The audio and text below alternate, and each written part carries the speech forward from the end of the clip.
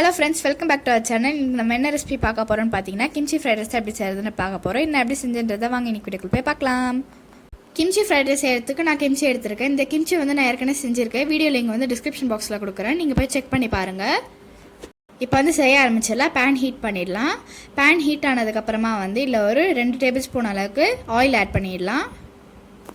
நான் 2 பல்லு பூண்டு நம்ம சாப் பண்ணி வச்சுருக்கேன். ஆனியனும் கேப்சிகமே நம்ம ஸ்லைஸ் பண்ணி வச்சுருக்கேன். ஆயில் ஹீட் ஆனதுக்கப்புறமா நம்ம சாப் பண்ணி வச்சுருக்க பூண்டை ஆட் பண்ணிவிட்டு நல்லா வதக்கிடலாம்.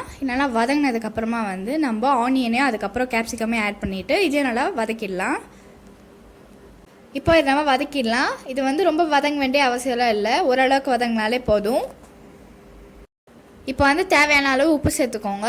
உப்பு சேர்த்துட்டு இதே நல்லா வதக்கிடலாம். இப்போ நம்ம எடுத்து வச்சுருக்கோம் பார்த்தீங்களா, அது கிம்ச்சி ஆட் பண்ணிடலாம். கிம்ச்சியை சேர்த்துட்டு நல்லா வதக்கிடுங்க. இதை நல்லா வதக்கி விட்டுட்டே இருங்க. இதை நல்லா வதங்கினதுக்கப்புறமா பாயில் பண்ணி வச்சுருக்க ரைஸை சேர்த்து நல்லா மிக்ஸ் பண்ணிவிடுங்க. இப்போ நல்லா கலரி விட்டுருங்க. நல்லா கலரி விட்டதுக்கப்புறமா இது கூடவே ஒரு டீஸ்பூன் அளவுக்கு நான் சோயா சாஸ் ஆட் பண்ணிக்கிறேன். சோயா சாஸ் ஆட் பண்ணதுக்கப்புறமா நல்லா கலரி விட்டுருங்க.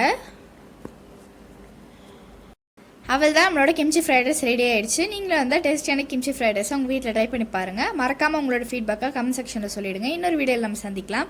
Bye friends.